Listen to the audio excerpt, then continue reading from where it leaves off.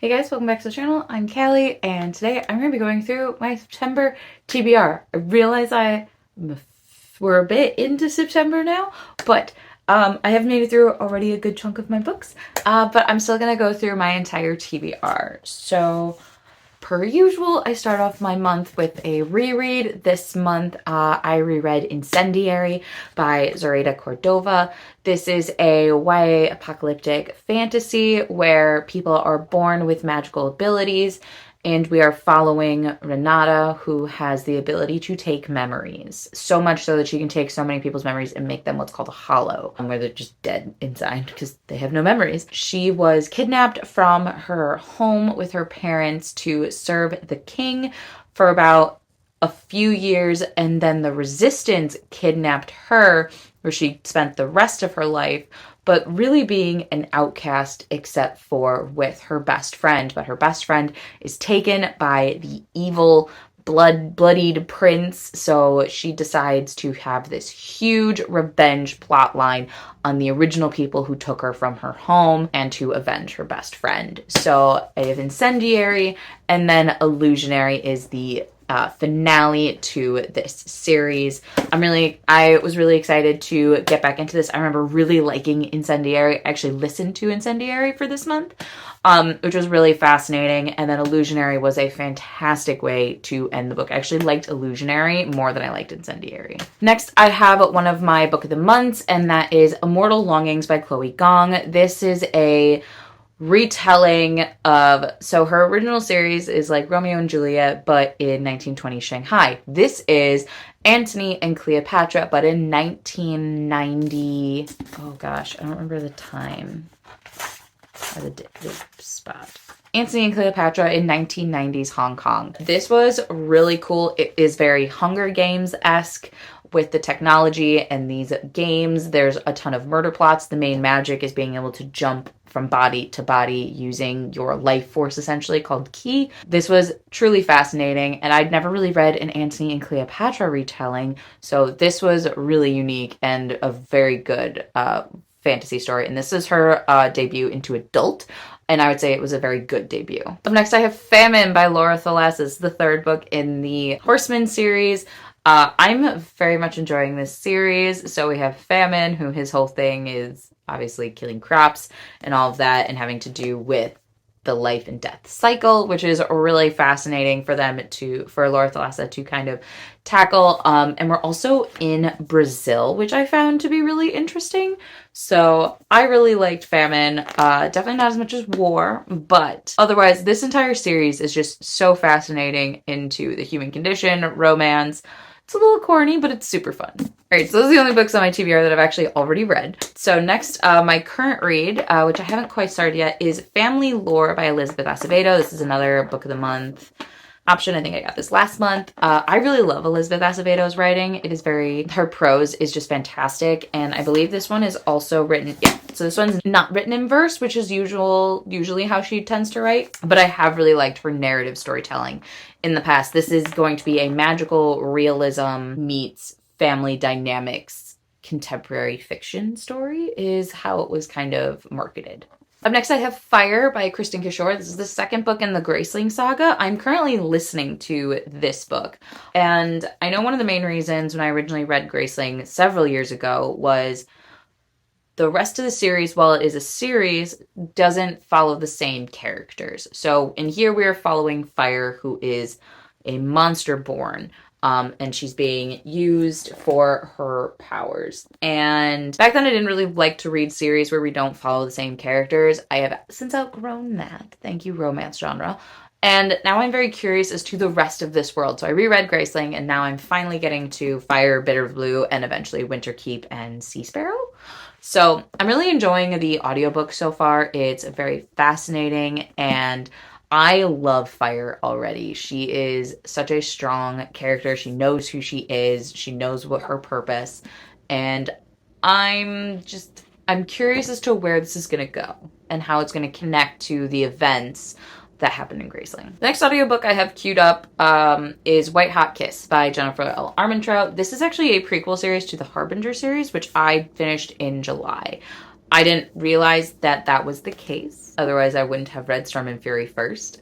But I did, and here we are. So White Hot Kiss is a demon hat that we're following Layla, who is a half demon and has been living with wardens, who we meet in Storm and Fury. And she ends up getting into the crosshairs with a demon, who we meet in Storm and Fury as well. So I kind of know how their story ends, but I am curious as to the journey, as I know bits and pieces that were given to us, but this is going to be from Layla's perspective, not necessarily someone else telling us what happened. So really curious to see. This is also one of JLA's older series, so I'm interested to see Layla and Roth younger and at the beginning of their own story. Up next, I have Sofi and the Bone Song by Adrienne Tooley. This is a standalone fantasy story where magic is really wild, and one of the few things it hasn't touched in the world is music. And we have Sofi, who is the king's musician, essentially, which is one of the most powerful positions to be held. But then her father takes on this very strange apprentice who Sofi starts to believe is using illegal magic to create music. And she tries to expose Lara for the fraud that she is, but ends up learning a lot more secrets and things about Lara that make her question her entire life. So really intrigued. I love a good personal crisis book. And I liked Adrienne Tooley's original book, Sweet and Bitter Magic, something like that. I really liked that one, and I'm hoping that her writing just gets better and better. Next, I have Foul Lady Fortune by Chloe Gong. It's a very Chloe Gong heavy month. But this is a spin-off duology from These Violent Delights. This follows a different character, but in the same world. We're following one of Juliet's cousins, Rosalind, and her story. I actually have no idea where it's going to be going. I know it happened. This is like 8 years after the events. Yeah, something like that. Like 8 years. This is in the 1930s, but I've heard nothing but good things, and I'm excited to go back into this world. Next, I have, this is my newest thing. I actually just got this yesterday in the mail. It's my Fairy Loot August book, and that's Bonesmith by Nicki Preto. This follows a young woman who is a bonesmith as she completes the trials to become a Valkyrie, which is essentially this badass ghost hunting thing. But she is sabotaged during her trial and is exiled to the borderlands, where she decides she wants to reclaim her family's honor and does so by doing things. I don't know what things, but things.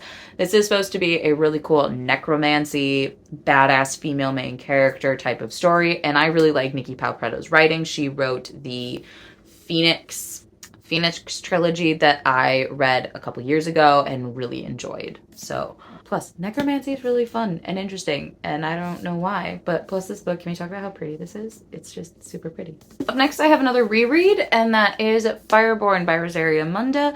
I remember really liking this book because this happens post-revolution. This book doesn't start prior to the revolution as it's building and as it's winning. This is after. So the revolution's won. Now this country is trying to rebuild, and everyone has access to become a dragon rider. So we're following a young group of kids who were relatively young during the revolution, but are reaping the benefits of being able to ride dragons and become a part of this prestigious military unit.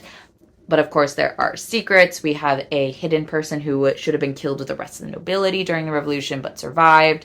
We have a girl whose entire life has been surrounded by becoming this dragon rider.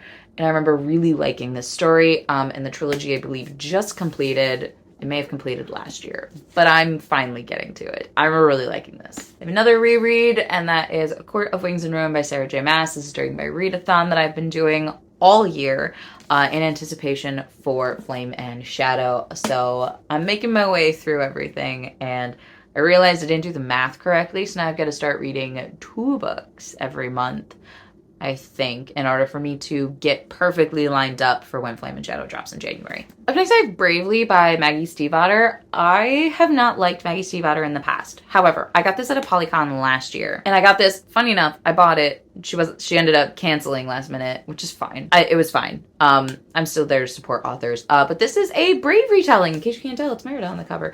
And I'm really intrigued. I love the story of Brave, so I'm really intrigued as to this, if this is going to be a pre, a post. a different take on the actual story itself, but otherwise I'm just intrigued as to the different kind of spin we'll be getting, and I'm hoping to give Maggie Stiefvater another chance at the writing, just because I haven't liked her in the past, but it has been several years since I have picked anything up from her. So we'll see. Up next, I have Iron Widow by Xiran Zhao. She was all over TikTok, so I bought her things. She's hilarious. This follows a young woman out seeking revenge for her sister. This by the synopsis feels very like World War II-esque, where they're in a war, and the most prestigious position they can have is a concubine co-pilot, which essentially means they are sacrificed to the magic for their male pilot counterparts. But when her sister is killed and she decides to enact her revenge by also becoming a co-pilot, she finds that she can sacrifice the boy instead of the female, which is very rare. So she earns the title of Iron Widow.